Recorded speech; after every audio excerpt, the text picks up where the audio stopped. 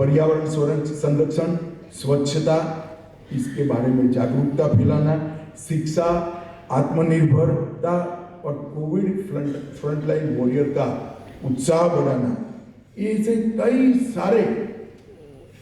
सारे काम मोदी जी ने चुपचाप मन की बात एपिसोडों के माध्यम से किए हैं। और एक प्रकार से भयंकर शब्द विकराल स्वरूप के लिए माना जाता है, परंतु मैं इसकी व्यापकता के लिए कर रहा हूँ। एक बहुत बड़ी असर उनने भारतीय जनमानस पर छोड़ी है और अच्छी असर छोड़ी है। मित्रों, 3 अक्टूबर 14 से शुरू हुआ है संवाद। आकाशवाणी के 501 रेडियो स्टेशन, 23 भाषाएं और 29 बोलियों में इसको सुना जाता है। 11 विदेशी भाषाओं में भी इसका प्रसारण होता है। इसलिए मैं कह रहा हूँ कि हर एक को लगता है कि तमिल में मोदी जी बोल रहे हैं, कन्नड़ में बोल रहे हैं, गुजराती में बोल रहे हैं। इसकी व्यापकता समझने के लिए मैं बता रहा हूँ कि 501 रेडियो स्टेशन पर से कोई नेता अपनी जनता से बात नहीं करता। 23 भाषाएं और 29 बोलियों में और 11 विदेशी भाषाओं में ये संवाद होता है। और ढेर सारे जन जागरण और सामाजिक बदलाव के कामों को मोदी जी ने इस कार्यक्रम के माध्यम से सफल बनाया है। मैं कुछ तो जरूर गिनाना चाहूँगा। क्लीन इंडिया, फिट इंडिया, ढेर सारे लोग मिलते हैं कि भाई मैं योगा और एक्सरसाइज करते हो गया। क्यों? तो मोदी जी की मन की बात को सुनकर कोई बच्चा घर में अपने घर को स्वच्छ रखता हुआ, अपने मोहल्ले को स्वच्छ रखता हुआ हो गया मन की बात को सुनकर। बेटी बचाओ बेटी पढ़ाओ, जेंडर रेशियो को ठीक करना और बच्चियों को पढ़ाना, ये 2 बातों पर मन की बात की गहरी असर है। जल संरक्षण और जल संचय, ये दोनों क्षेत्र में भी मन की बात की एपिसोड की गहरी असर दिखाई पड़ती है। वोकल फॉर लोकल, इसके लिए भी ढेर सारे लोगों ने मन की बात से प्रेरणा ली है। आत्मनिर्भर भारत, सुगम्य भारत और सांस्कृतिक विरासत को बढ़ावा देना, ये मैंने जो चीजें गिनाई है वो किसी पुस्तक से नहीं ली है। मेरा भी जनता से ढेर सारी जगहों पे मिलना होता है। इनके पास से जो फीडबैक मिलता है वो फीडबैक के आधार पर मिला है। ये सारे सामाजिक कार्य, भारत को प्रगति के रास्ते पर ले जाने वाले और सामाजिक परिवर्तन के कार्यक्रम है। ये सारे कार्यक्रम एक भी राजनीतिक कार्यक्रम, इस सारे कार्यक्रम में मोदी जी की मन की बात की गहरी असर हमें दिखाई पड़ती है। और मैं IIM रोहतक का एक सर्वे मुझे जब अनुराग जी ने प्रसारित कर दिया, मैं कार्यक्रम में आने वाला हूँ, तो मुझे वहाँ के विद्यार्थियों ने पहुँचाया है। देखने वाले लोगों में से मेरे लिए तो बहुत संतोष का विषय है कि 62%, 62% लोग 19 से 34 साल की आयु के, मतलब युवा पीढ़ी आकाशवाणी के साथ अपने आप को जोड़ रही है। युवा पीढ़ी समाज सुधार और समाज के अंदर सात्विकता को, सृजनात्मकता को बढ़ावा देने के साथ अपने आप को, ये बहुत बड़ा शुभ लक्षण, देश के लिए शुभ लक्षण है। लगभग 23 करोड़ लोग हर एपिसोड के अंदर जुड़ते हैं और 100 करोड़ लोगों ने कम से कम एक बार मन की बात को सुना। 130 करोड़ की आबादी में 100 करोड़ लोगों ने मन की बात को सुना है। इससे बड़ी रीच किसी भी कार्यक्रम, और मैं साथ अर्थ में मानता हूं कि मोदी जी ने जो प्रयास किया है, एक परिणाम लाने वाला प्रयास साबित हुआ है। नरेंद्र मोदी जी को पूरा देश जानता है। मोदी जी कैसे नेता है कि जो हर समस्या को, हर चुनौती को अवसर के रूप में परिवर्तित करते, और उन्होंने कई बार कर, गुजरात के भूकंप से लेकर कोविड, ढेर सारे मैनेजमेंट के पंडित भारत में आते हैं और कोविड में भारत की सफलता की गाथा के कारण ढूंढते हैं। किसी को टेक्नोलॉजी में दिखता है, किसी को मेडिकल इंफ्रास्ट्रक्चर में दिखता है, किसी को मोदी जी के गुड गवर्नेंस में दिखता है, किसी को मोदी जी और बाकी सरकारों के प्रयास में दिखता है। ये सबको मालूम नहीं है कि हम क्यों सफल हुए। मैं आज ये रहस्य उद्घाटन आप लोगों के सामने कर देना चाहता हूँ, क्योंकि पूरी दुनिया में कोविड के सामने लड़ाई सरकारें लड़ी। मेरी बात को ध्यान से सुनना, पूरी दुनिया में कोविड के सामने लड़ाई सरकारें लड़ी हैं। भारत में मोदी जी के नेतृत्व में भारत सरकार, सभी राज्य सरकार और 130 करोड़ की जनता ये लड़ाई लड़ी है। इसलिए जब तक जनता नहीं जुटी है, इस प्रकार की विकराल समस्याओं का समाधान हो ही नहीं सकता है। और मोदी जी ने छोटे छोटे कार्यक्रम को माध्यम से, हमारे विपक्षी नेता हमारी मजाक भी बहुत उड़ाते थे उस वक्त कि घंटी बजाने से क्या कोविड चला जाएगा, दिया जलाने से क्या कोविड चला जाएगा, जनता कर्फ्यू से क्या कोविड चला जाएगा। उनको मालूम नहीं था करोड़ों लोग जब घंटी बजाते हैं तो वो खतरे के सामने अपने आप को घंटी बजाकर जागरूक करते हैं। करोड़ों लोग जब जनता कर्फ्यू का पालन करते हैं तब लॉकडाउन की मानसिकता तैयार हो जाती है और करोड़ों लोग दिया जलाकर कोविड वॉरियर को पुरस्कृत करते हैं। तब उनके मन में भी अपने आप को कोविड वॉरियर बनाने का एक जज्बा पैदा होता है। किसी भी चीज का मखौल उड़ाना, मजाक उड़ाना बड़ा सरल होता है साहब, मगर किस चीज के कितने अलग अलग डायमेंशन के परिणाम हैं उसको देखना, इसको एनालिसिस करना और इसकी आत्म अनुभूति करना बहुत कठिन होता है। और मैं बताता हूं, मोदी जी कोविड के सामने सफल हुए, इसका एकमात्र कारण कोविड के सामने की लड़ाई को उन्होंने 130 करोड़ लोगों की लड़ाई में कन्वर्ट कर दिया, बदल दिया। इसीलिए और वो बदलने में मन की बात का भी बड़ा रोल रहा है।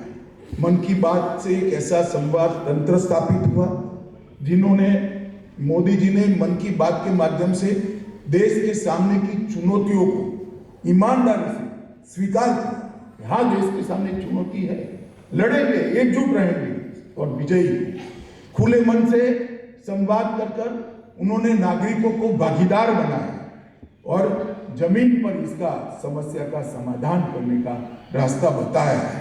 और जिस विकास के प्रयासों में वाणी से वाणी मिलकर टीम इंडिया का एक मजबूत सृजन मोदी जी ने मन की बात के माध्यम से किया है।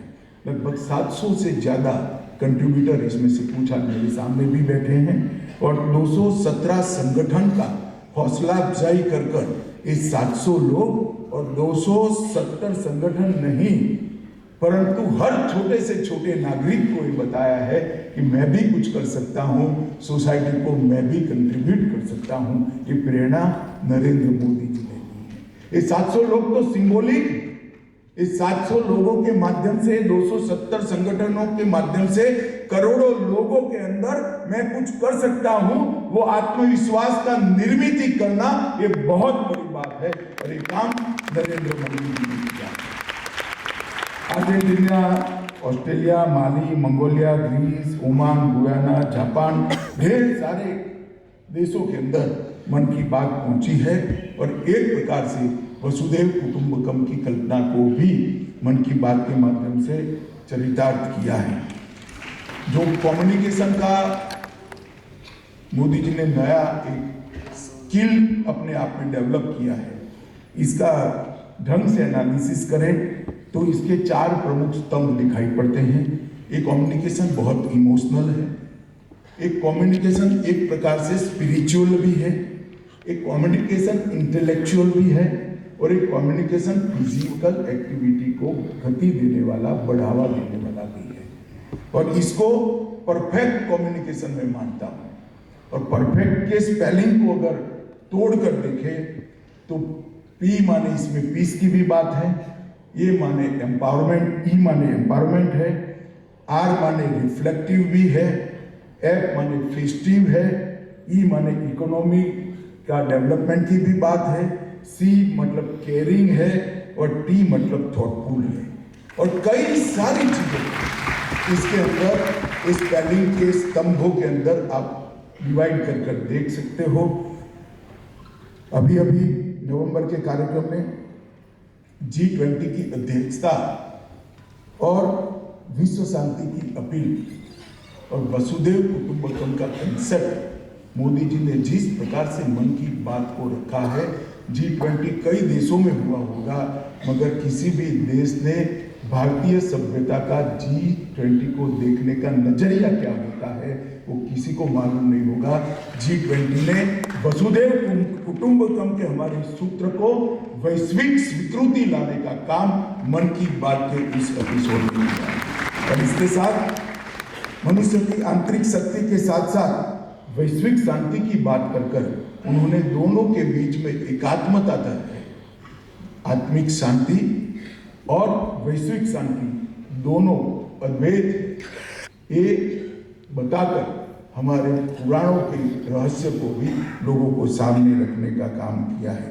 मित्रों, एम्पावरमेंट के लिए कोरोना के समय कोरोना वॉरियर्स का मनोबल बढ़ाना, डॉक्टर, नर्स, आशा बहनें, आंगनवाड़ी की बहनें, एनसीसी, एनएसएस और ढेर सारे सुरक्षा बलों के कर्मी जो फ्रंटलाइन वॉरियर थे, उनका मनोबल बढ़ाया। इसके साथ साथ 92वें एपिसोड में उन्होंने पोषण माह मनाने का कहकर जो कुपोषित लोग हैं इसके प्रति समाज का ध्यान आकर्षित किया। और मैं गुजरात से आता हूँ, ढेर सारी कोऑपरेटिव संस्थाओं ने, ढेर सारे कंपनियों ने कई कुपोषित बच्चों को, स्कूलों को गोदी लेकर उनको दूध और पोषण युक्त आहार देने का अभियान चलाया और ढेर सारे बच्चे कुपोषण की लिमिट से बाहर आ गए। ये बहुत मैं इसका जरूर जिक्र करना चाहता हूं कि बच्चे की नींव अगर ठीक नहीं है तो अच्छा नागरिक नहीं बन सकता। अगर शरीर की नींव ठीक नहीं है तो मन की नींव ठीक हो ही नहीं सकती। अगर मन की नींव ठीक नहीं है तो सोचने की क्षमता ठीक नहीं हो सकती, आत्मविश्वास ठीक नहीं हो सकता, वो नागरिक देश के लिए कंट्रीब्यूट नहीं कर सकता। इस बात को मोदी जी ने बहुत अच्छे तरीके से रखा है। स्टार्टअप इंडिया को लेकर गलत धारणा भी समाप्त कर दी। स्टार्टअप इंडिया सिर्फ आईटी के क्षेत्र में काम करने वाले युवाओं के लिए है और उन्होंने सहकारिता को पैर पर खड़ा करने के लिए भी मन की बात में अपना जिक्र कर इस देश की पुरानी धरोहर सहकारिता आंदोलन को भी गति दी। कुछ समय में सेल्फी विद डॉक्टर, कोई गुलदस्ता नहीं, बस एक किताब, इसके माध्यम से पढ़ने की आदत जो हमारे युवाओं में चली जा रही है उसको भी बढ़ाने का बहुत बड़ा काम। नॉलेज किसी भी दिशा में आए वो नॉलेज है, परंतु मैं सभी युवाओं से बात करना चाहता हूं कि एक ही पैराग्राफ आप कंप्यूटर पर पढ़ना और एक ही पैराग्राफ इसके आगे पीछे के रेफरेंस के साथ पुस्तक में लय के साथ पढ़ना, आप दोनों का एनालिसिस करना किस चीज का आप पर असर हुआ। मित्रों, मैं तो बता सकता हूं मेरे जीवन में किताबों से बड़ा रोल किसी का है ही नहीं। सबसे बड़ा अगर रोल है तो किताबों का। और इस बात को मोदी जी ने बहुत अच्छे तरीके से प्रचारित किया, प्रसारित किया, स्वीकृत किया। विकलांग शब्द कितना अपमानजनक था और हमें मालूम भी नहीं था कि हम सालों से ये उपयोग कर रहे हैं।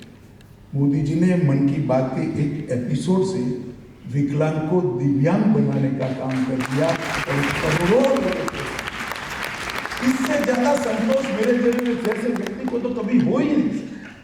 कितनी बड़ी गलती हमारा समाज और दुनिया कर रहा था, किसी व्यक्ति को विकलांग कहना जिसमें इसका कोई रोल नहीं है।